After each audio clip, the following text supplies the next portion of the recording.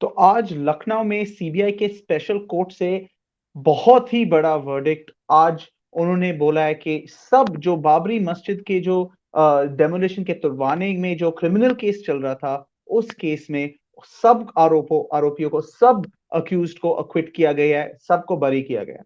अब ये ऐसे क्यों हुआ? आपको याद होगा एल के अडवाणी, मुरली मनोहर जोशी, उमा भारती, विनय कटियाला जैसे बड़े-बड़े बीजेपी के लीडर, संघ परिवार के भी जो लीडर्स थे, उनको इस केस में अक्यूज बनाए गए थे। ये 28 साल से ये केस चल रहा है, इसके बारे में चर्चा हुआ है। लिबरहन कमीशन के भी जो बीच में रिपोर्ट भी आया था, इन सब में इनके अगेंस्ट आरोप थे, इनको अक्यूज्ड बनाए गए थे इस केस में।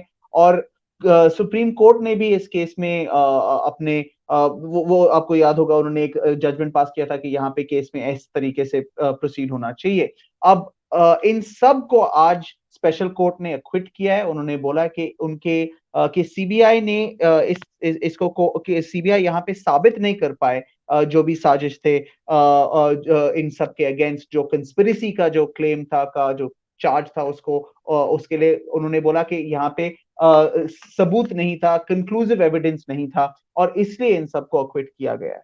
अब और कुछ और भी चीजें हमें पता चला कि जज ने क्या क्या बोला था। अभी ऑर्डर भी जजमेंट आया है, 2000 से ज्यादा पेज का जजमेंट है। अब उसमें जज ने बोला है कि जो एविडेंस, जो सबूत सीबीआई उनके सामने पेश किया है, वो काफी नहीं था यहाँ पे बोलने के लिए कि इन लोगों ने इन्हें कोई क्राइम कमिट किया है, कुछ कानून के खिलाफ कुछ किया था। इनफैक्ट वो कह रहे हैं कि जैसे हम हमें जो भी दिखाया है उसमें एक्चुअली अशोक सिंघल जैसे अक्यूज जो थे, अशोक सिंघल इनफैक्ट एक्चुअली अभी उनकी मौत हो गई है, पर फिर भी उनके बारे में जो एविडेंस था, उससे पता चला कि वो एक्चुअली कार सेवक को रोक रहे थे उस दिन को, जब 6 दिसंबर 1992 को जब ये हादसा हुआ था उस टाइम। तो इनफैक्ट वो कह रहे हैं कि उस टाइम अशोक सिंघल जैसे अक्यूज लोग एक्चुअली उसको रोकने की कोशिश कर रहे थे। और अब इसके वजह से कोर्ट ने बोला कि अगर हम वो सब देखें, हम देखें कि जो आप कह रहे हैं कि ऑडियो के जब स्पीचेस चल रहे थे बाबरी मस्जिद के साथ में, एल के अडवाणी और सब एक्चुअली इस मस्जिद को तुड़वाने के लिए बोल रहे थे, एक्चुअली ऑडियो वहां पे क्लियर नहीं है, वीडियो जो एविडेंस है वो भी क्लियर नहीं है। और जो भी सब कुछ हम देख रहे हैं यहाँ पे, कोई भी जो कंस्पिरेसी को प्रूव करने के लिए एविडेंस सीबीआई ने नहीं उनके सामने रखा है, और इसलिए उनको अक्विट किया गया है। अब ये केस को, जैसे हमने बोला, 28 साल से ये केस चल रहा है। सीबीआई ने जब इसको टेक ओवर किया था, उसके बाद फिर उन्होंने दो मेन एफआईआर फाइल किए गए थे। एक था जो तुड़वाने के लिए, और एक जो कंस्पिरेसी है इसके बारे में, उसके लिए उन्होंने एफआईआर फाइल किए गए थे। बीच में केसेस को सेपरेट किए गए थे। एक केस लखनऊ में चल रहा था, एक रायबरेली में। बीच में एल के अडवाणी को डिस्चार्ज भी किया गया था।